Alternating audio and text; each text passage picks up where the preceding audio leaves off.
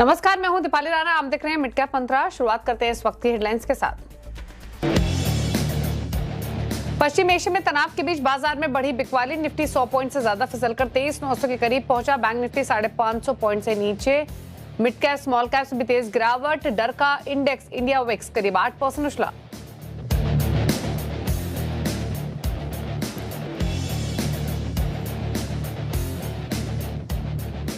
कमजोर बाजार में भी फार्मा शेयरों में तेजी। 1% से ज्यादा चढ़ा इंडेक्स। 2% से ज्यादा उछाल के साथ वायदा के टॉप गेनर बना टोरेंट फार्मा। वहीं मेटल स्टॉक्स में भी हल्की बाइंग, लेकिन ऑटो शेयरों में तगड़ी मुनाफा वसूली। 2% से ज्यादा फिसला इंडेक्स। साथ ही सरकारी बैंक, डिफेंस, आईटी भी 1% से ज्यादा फिसले दोनों सेक्टर इंडेक्स।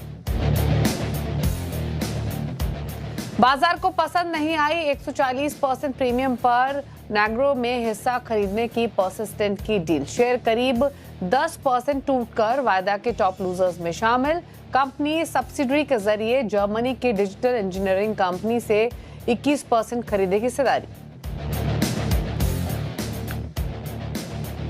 डीमर्जर की खबर से 9% फिसला एस्ट्रल।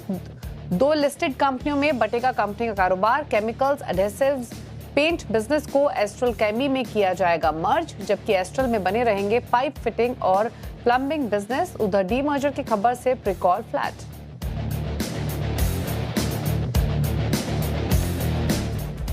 आप देख रहे हैं मिड कैप मंत्रा। हमारे साथ में प्रूडेंट कॉर्पोरेट के प्रदीप होटचंदानी। लेकिन पहले लेकर आते हैं इस समय का मार्केट का एक्शन आपकी स्क्रीन पर। उसके बाद ट्रेड और स्ट्रेटेजीज पर भी करेंगे फोकस। बाजार का हाल देखें तो मूड बिगड़ा हुआ है। हफ्ते के पहले कारोबारी दिन week global cues, geopolitical stress clearly markets में विजिबल है। इंपॉर्टेंट ये है कि निफ्टी में भले ही आपको 100 अंकों के आसपास की कमजोरी देखने को मिल रही है, जो कि 0.35% के आसपास है, लेकिन पेन ज्यादा मिड कैप्स में, बैंक्स में, कुछ सेलेक्ट पॉकेट्स में देखने को मिल रहा है। वहां पर डिसाइसिव गिरावट देखने को मिल रही है। हालांकि मार्केट्स इस समय दिन के लोअर लेवल्स पर ही कर रहे हैं कारोबार। बैंक निफ्टी अब 450 पॉइंट नीचे है।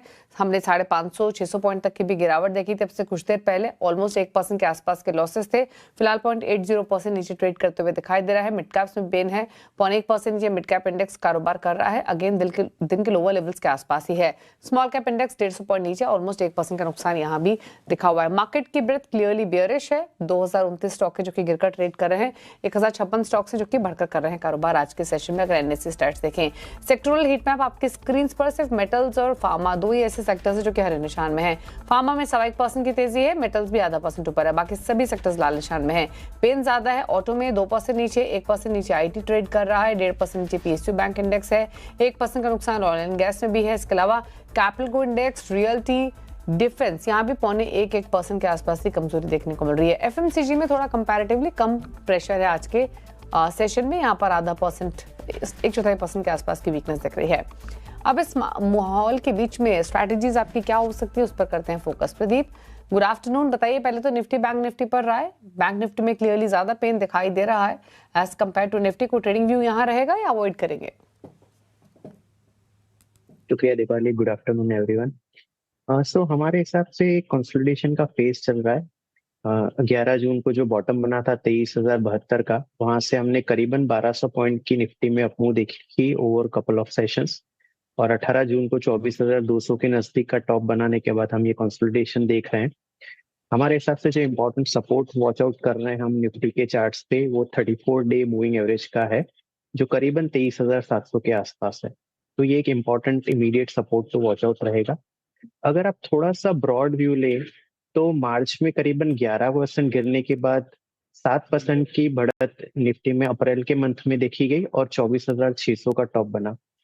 सब्सिक्वेंट मंथ यानी कि मई में 24,500 का टॉप देखा गया और ये दोनों ही टॉप निफ्टी के जो 20 महीने की मूविंग एवरेज है उसके साथ कोइंसाइड हो रहे हैं। तो ये काफी इंपॉर्टेंट रेजिस्टेंस है ऑन द हायर साइड 24,600 का। तो ये एक बड़ा लेवल है जिसको निफ्टी नेगोशिएट कर रहा है ओवर लास्ट 2-3 मंथ्स, और इसका एक डिसाइसिव क्रॉसओवर जरूरी होगा एक ब्रॉड ट्रेंड पॉजिटिव होने के लिए। तो ऑन द हायर साइड 24,600 हम एक बड़ा रेजिस्टेंस देख रहे हैं। On the lower side immediate support जैसे कि मैंने बात की 23,700 का है। तो इसी के बीच में हम एक कंसोलिडेशन देख रहे हैं। निफ्टी बैंक क्लियरली आज थोड़ा सा वीक ज्यादा लग रहा है, पर मंथ टू डेट अगर बात करें जून महीने में ये अभी तक काफी इसने बढ़िया परफॉर्म किया है। 6% से ज्यादा के गेन्स इसने देखा है और क्लियरली हमारे हिसाब से ये आउट परफॉर्मिंग इंडेक्स रह सकता है आगे चल के भी। ऑन द हायर साइड जो हम इसका अपसाइड टारगेट देख रहे हैं वो करीबन 59,200 का है। ऑल टाइम हाई से पूरा हमने फॉल देखा है उसका, ये 78.6% रिट्रेसमेंट लेवल है। इमीडिएट सपोर्ट जो है वो करीबन 57,075 जो वेनसडे को बॉटम बना था, और इसी के आसपास इसकी 200 दिन की मूविंग एवरेज है, ये एक सपोर्ट रहेगा। तो फॉर द टाइमिंग दोनों ही इंडाइसेस कंसोलिडेशन फेज में है, पर निफ्टी बैंक पे हमारा क्लियरली चार्ट की दृष्टि से व्यू बेटर है, क्योंकि इसने अपने 200 डीएमए को भी क्रॉस किया है। मंथली चार्ट्स की अगर बात करें तो 20 महीने के और 34 महीने के मूविंग एवरेज के ऊपर भी ये ट्रेड कर रहा है। तो कोई भी डिप आती है तो निफ्टी बैंक हमारा प्रिफर्ड इंडेक्स रहेगा। ओके, स्टॉक स्पेसिफिक स्ट्रैटेजी क्या रहेगी प्रदीप? दो बाय ट्रेड्स रहेंगे। पहला जो बाय ट्रेड है वो थर्मेक्स का है। एक स्ट्रॉन्ग चार्ट बना हुआ है, एक बड़ी अपमूव के बाद इसने करीबन 15 से 20 सेशन कंसोलिडेशन के देखे हैं, और आज के सेशन में ये अपने आर्ली चार्ट से एक अच्छा ब्रेकआउट भी कंफर्म कर रहा है। 4900 4895 के आसपास ये चल रहा है अभी, इसी लेवल पे इसको बाय कर सकते हैं। 4755 जो आज का खुलने के बाद का लोएस्ट लेवल है, इसका स्टॉप लॉस लगाएंगे 5100 5100 के टारगेट के लिए। दूसरा जो स्टॉक है वो है Pidilite industry. Last week Thursday के सेशन में एक अच्छा ब्रेकआउट इसने अपने डेली आर्ली चार्ट्स पे कंफर्म किया था। 1609 पे अभी करंटली चल रहा है, इसी रेट पे बाय करेंगे। 1575 का इसमें स्टॉप लॉस रखेंगे 1670 के टारगेट के लिए। दोनों ही स्टॉक्स में टाइम फ्रेम जो है वो 3 से 4 सेशन का रहेगा, और ये दोनों ही स्टॉक हमने अपने क्लाइंट्स को भी रिकमेंड किए। तो ये रही ट्रेडिंग स्ट्रैटेजीज प्रदीप की तरफ से। फटाफट से मिड कैप के गेनर लूजर्स आपकी स्क्रीन पर लेकर आते हैं। हालांकि लूजिंग साइड पर पॉकेट ज्यादा हैं, कंपैरेटिव बढ़ने वाले। शुरुआत करते हैं उन पॉकेट्स के साथ जहां पर ज्यादा पेन देखने को मिल रहा है। आईटी स्टॉक्स मिड कैप में जहां पर नुकसान है पर्सिस्टेंट सिस्टम, आगे इनफैक्ट बात भी करेंगे पर्सिस्टेंट की। जो डील हुई है वो बाजार को पसंद नहीं आई, 10% का नुकसान यहाँ। एल&टी टेक सर्विसेज 5% नीचे है, 4.5% नीचे है केपीआईटी टेक। सोनाटा सॉफ्टवेयर 2.5% के नुकसान के साथ कारोबार कर रहा है। ऑटो एंसिलरीज में काफी नुकसान, पेन है यहाँ पर क्लियरली। बालकृष्ण इंडस्ट्रीज 2.5% नीचे, 3% नीचे एमआरएफ। यूनोमिंडा 2.5% नीचे, टीवीएस मोटर्स में 3.5% का नुकसान। एनबीएफसीज में भी लॉसेज हैं आज, और आज के सेशन में जो स्टॉक ज्यादा कमजोर है 6% नीचे एमएनएम फाइनेंशियल, पूनावाला फिनकॉर्प 2.5% नीचे है, 4% का नुकसान कैनफिन होम्स में। जेएससी हाउसिंग 3.25% नीचे है। ऑयल मार्केटिंग कंपनीज भी गिरावट के साथ ट्रेड कर रहे हैं, जिसमें एचपीसीएल 3.5% नीचे, 3% नीचे हैं बीपीसीएल और IOC. Agrochemical stocks quickly screen पर लेकर आते हैं जहां पर नुकसान काफी है आज, 4% नीचे कोरोमंडल। पीआई इंडस्ट्रीज 4% नीचे, 3% नीचे यूपीएल है। वहीं स्पेशलिटी केमिकल क्षेत्र के स्टॉक्स भी कमजोरी में हैं आज, जहां पर दीपक नाइट्राइट 4% नीचे, 4% नीचे कैमलिन फाइन। रोजारी बायो 3.5% नीचे, बालाजी अमाइन 4.5% नीचे कर रहा है ट्रेड। आप दिखाते हैं फटाफट से वो 3 पॉकेट जहां पर ग्रीन में कारोबार हो रहा है, जिसमें फार्मा है, ग्यूफिक बायो 6% ऊपर, 8.5% ऊपर ब्लिसडीवीएस फार्मा, अजंता फार्मा 4% ऊपर, मार्क्सन्स फार्मा में 3.5% की तेजी है। मेटल्स में जहां पर तेजी देखने को मिल रही है उसमें नाल्को सबसे ज्यादा बढ़ने वाला स्टॉक पूरे ही मेटल पैक में 3% ऊपर, 1.5% ऊपर है लॉयड मेटल्स। सेल में 1.5% की तेजी, हिंदुस्तान जिंक 1% ऊपर है। क्विकली शुगर स्पेस के 3 शेयर्स आपके स्क्रीन पर लेकर आते हैं। उगा शुगर 7% ऊपर, 5% ऊपर अवर शुगर, इंडिया ग्लाइकोल्स 2% ऊपर कर रहा है ट्रेड। लेकिन मिड कैप्स की जब हमने जिक्र किया, सबसे पहले हमने बात की थी आईटी स्टॉक से, जिसमें पर्सिस्टेंट में काफी नुकसान देखने को मिल रहा है। दरअसल बाजार को पर्सिस्टेंट की जो नगारो ऐसी डील है वो पसंद नहीं आई है। डील के बाद शेयर 10% नीचे ट्रेड कर रहा है, वायदा के टॉप लूजर्स में शामिल है। क्यों बाजार को ये डील पसंद नहीं आई है, क्या फाइन प्रिंट्स हैं इस डील के सो फार, वो समझते हैं आशीष चतुर्वेदी से हमारे साथ मौजूद है। आशीष बताइए, ये लॉसेस जो देखने को मिल रहे हैं पर्सिस्टेंट के, इसके पीछे क्या वजह? कि बड़ी गिरावट है। हालांकि 6.5 साल का एक बड़ा कॉन्ट्रैक्ट भी इन्होंने विन किया था, लेकिन मार्केट ने इसको बिल्कुल साइड में रख दिया और ये जो एक्विजिशन है इसके ऊपर फोकस किया। अब ये नगारो एसी का जो एक्विजिशन इन्होंने किया है, इसमें 21% ही हिस्सेदारी खरीदेंगे और 81 यूरो प्रति शेयर के भाव पर यहाँ पर ये हिस्सेदारी खरीदी जाएगी, यानी करीब करीब 1.27 बिलियन यूरो। ये जो है एंटरप्राइज वैल्यू इस ट्रांजैक्शन की निकल कर आई है। लेकिन एक बात जो मार्केट को बिल्कुल पसंद नहीं आई कि गुरुवार को देखे, क्योंकि ये जो नगारो ऐसी कंपनी है, ये जर्मनी में लिस्टेड कंपनी है, स्टॉक एक्सचेंज पर ट्रेड करती है, तो इसका जो भाव था 33.74 यूरोज, ये थर्सडे की क्लोजिंग मैंने आपको बताई, और जिस भाव पर ये एक्विजिशन कर रहे हैं ये 81 यूरो प्रति शेयर के भाव पर है, यानी ऑलमोस्ट 140% का प्रीमियम ये दे रहे हैं, और ये मार्केट को बिल्कुल पसंद नहीं आया। अच्छा, दूसरी बात यह है कि पर्सिस्टेंट के इतिहास में एक्विजिशन की हिस्ट्री में इतना बड़ा डेट बेस्ड एक्विजिशन इन्होंने अभी तक नहीं किया, तो कहीं ना कहीं इसको लेकर भी कंसर्न सामने निकल कर आ रहे हैं, क्योंकि जो कंबाइंड एंटिटी है इसका net debt by combined EBITDA आप देखें तो 1.9 से लेकर 2.5 टाइम्स तक इस रेंज को बताया जा रहा है, लेकिन 140% का प्रीमियम ये मार्केट को हजम नहीं हुआ। अब एक और दिक्कत की बात यह भी कि हर बार ऐसा नहीं होता कि आप एक्विजिशन कर ले और उसकी सिनर्जी बन जाए।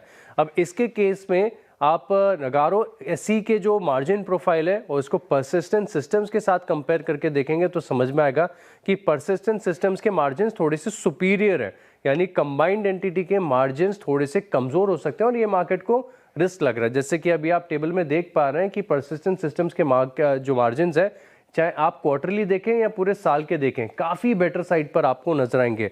अच्छा, एक और खास बात ये भी है कि इंटीग्रेशन रिस्क भी है अपने आप में। तो जेएम फाइनेंशियल की रिपोर्ट में कहा गया कि इंटीग्रेशन रिस्क है।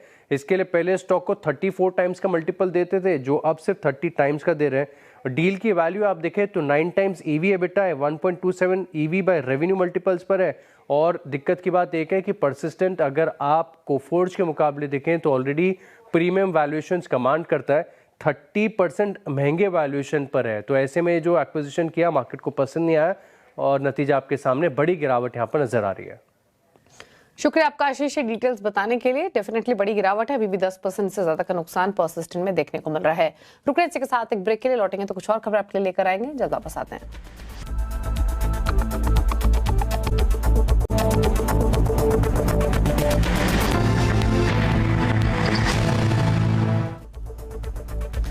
आप देख रहे हैं मिड कैप मंत्रा। बात करेंगे एस्ट्रल की। दरअसल डीमर्जर की खबर से एस्ट्रल का शेयर करीब 9% फिसल गया है। दरअसल एस्ट्रल का कारोबार 2 लिस्टेड कंपनी में बटेगा। नुपुर हमारे साथ मौजूद है समझाने के लिए कि डीमर्जर की खबर से शेयर नीचे क्यों है, क्या है डीमर्जर की डिटेल्स, बताइए। बिल्कुल, 2 अलग अलग हिस्सों में एस्ट्रल का जो कारोबार है वो बढ़ते हुए दिखेगा। 2 अलग एंटिटीज यहाँ पे होती हुई नजर आएगी। एस्ट्रल लिमिटेड जो ऑलरेडी लिस्टेड है उसमें पाइप का, प्लम्बिंग का कारोबार रह जाएगा और जो केमिकल एडहेसिव्स और पेंट का कारोबार है वो एस्ट्रल केमी में जाता हुआ नजर आएगा। दोनों कंपनियों के लिए अलग अलग मैनेजमेंट होंगे, कैपिटल एलोकेशन अलग होते हुए दिखाई देगा। शेयर होल्डर्स जो है एस्ट्रल लिमिटेड के, उनको एस्ट्रल केमी का 1 शेयर मिलेगा, यानी कि अगर आपके पास 1 शेयर है तो आपको 1 शेयर नई एंटिटी का भी मिलते हुए दिखेगा। फाइनेंशियल्स देखें तो एस्ट्रल लिमिटेड जिसमें पाइप्स, फिटिंग और प्लम्बिंग का कारोबार है, उसके 4600 करोड़ की रेवेन्यू थी FY26 में, ऑलमोस्ट 18.5% के आसपास के मार्जिन्स देखने को मिले थे। केमिकल बिजनेस की बात करें तो FY26 में करीबन 1900 करोड़ की रेवेन्यूज यहाँ पे आती हुई नजर आई थी और 10% के आसपास के मार्जिन्स हैं। तो हमेशा से पेंट पॉइंट रहा है केमिकल का कारोबार, और साथ में जो पेंट का कारोबार है वो अभी तक यहाँ पर पॉजिटिव नहीं होते हुए नजर आए। लेकिन कल मैनेजमेंट की कॉन्फ्रेंस कॉल भी हुई थी सैटरडे के दिन और काफी अग्रेसिव टारगेट्स यहाँ पर आते हुए नजर आए थे। उनका कहना है कि FY27 में पेंट का जो कारोबार है वो पॉजिटिव होते हुए नजर आएगा। इनफैक्ट डीएसएस जो हाल ही में कंपनी ने इस कारोबार को एक्वायर किया था उसके भी मार्जिन गाइडेंस देखे तो 25 से 30% आपको नजर आएंगे। और पूरे केमिकल्स जो स्पेस है वहां पे 5000 करोड़ की रेवेन्यू का टारगेट लेके चल रहे हैं आने वाले 5 साल में। अब ब्रोकरेज हाउस को ये चीज जो है वो पसंद नहीं आती हुई दिखी है। जेपी मॉर्गन की तरफ से डाउनग्रेड आते हुए दिखा है। उनका कहना है कि डीमर्जर से प्लम्बिंग बिजनेस तो काफी मजबूत है लेकिन केमिकल ग्रोथ पर दबाव देखने को मिल सकता है। पीवीसी की कीमतों में गिरावट से जो नियर टर्म में दबाव आते हुए नजर आ सकता है। स्टॉक में एंट्री लेने के लिए जो है अभी थोड़ा इंतजार करें, यानी कि जेपी मॉर्गन फिलहाल डाउनग्रेड के साथ वेट एंड वॉच मोड में आपको नजर आएगा। तो ये स्टॉक आज दबाव में डीमर्जर के चलते हैं। शुक्रिया आपका ये डिटेल्स बताने के लिए नुपुर। स्टॉक अभी भी देखें तो नुकसान के साथ ही कारोबार करते हुए दिखाई दे रहा है। क्विकली एक राय भी ले लेते हैं स्टॉक पर, खबरों में भी है, नुकसान भी है। क्या व्यू रहेगा आपका प्रदीप स्टॉक पर, और कितने लॉसेस देखने को मिल सकते हैं? सपोर्ट कहाँ देख रहे हैं, या फिर एग्जिस्टिंग जिनकी पोजीशंस हैं ट्रेडर्स इन्वेस्टर्स की, उनको सलाह क्या है? एक ब्रॉड व्यू ले तो इसमें मार्च 2025 में एक मेजर बॉटम बना था 1232 का, और वहां से एक बड़ी रिकवरी देखी गई और इसने 1770 का टॉप बनाया मार्च 2026 में। और ये जो टॉप बना था 1770 का वो एग्जैक्टली इसकी 34 मंथ मूविंग एवरेज के रेजिस्टेंस से कोइंसाइड हुआ था और वहां से फिर इसने करेक्शन दिखा है। आज के सेशन में जिस तरह से इसने अपने इंपॉर्टेंट सपोर्ट तोड़े हैं तो मैं भी इस पे बेट करूंगा कि थोड़ी और डाउनसाइड आ सकती है। ऑन द लोअर साइड इसकी 100 महीने की मूविंग एवरेज का सपोर्ट 1253 के आसपास है। तो मेरे हिसाब से over next couple of weeks या मंथ ये 1253 के नेक्स्ट सपोर्ट की ओर जा सकता है। वहां पे एक डिसेंट बाय बन सकता है, उसको बाद में वहां पे रिव्यू कर सकते हैं। तो फिलहाल मेरा इस पे नेगेटिव व्यू है और इवेंचुअली ये स्टॉक 1252-53 के लेवल की नजदीक जा सकता है, जहां पे इसकी 100 महीने की मूविंग एवरेज का मेजर सपोर्ट है। ओके, रुक रहे इसी के साथ एक और ब्रेक के लिए लौटेंगे तो कुछ और खबरें आपके लिए लेकर आएंगे। चल वापस आते हैं।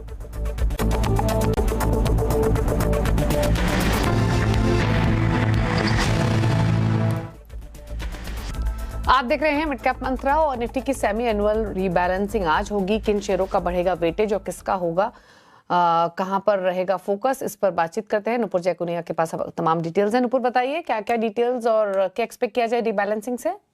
बिल्कुल, निफ्टी की क्वार्टरली और जो 6 मंथली रिव्यू होने वाला है, जिसके बाद रीबैलेंसिंग होती हुई नजर आएगी। आखिरी के आधे घंटे पर ये जो इनफ्लो और आउटफ्लो आपको होते हुए नजर आएंगे। हालांकि निफ्टी 50 में स्टॉक में कोई बदलाव नहीं है, लेकिन वेटेज की बात करें तो कुछ स्टॉक्स के वेटेज बढ़ते हुए दिखेंगे, जिसकी वजह से इनफ्लो एक्सपेक्टेड है, और कुछ ऐसे स्टॉक्स है जहां पे वेटेज कम हुआ है, जिसका इंपैक्ट आउटफ्लो के तौर पर आपको नजर आएगा।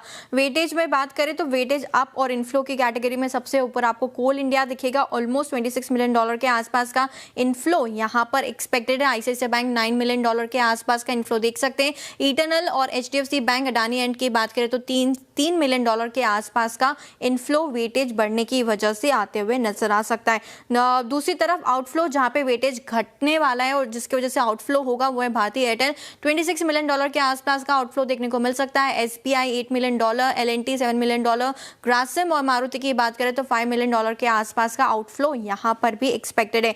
सिर्फ निफ्टी 50 नहीं, Nifty next 50, Nifty 100, mid cap small cap की बात करें, बैंक निफ्टी की बात करें तो अक्रॉस निफ्टी के जितने भी इंडिसेस हैं सब में आज जो है रीएडजस्टमेंट होने वाला है वेटेज को लेकर।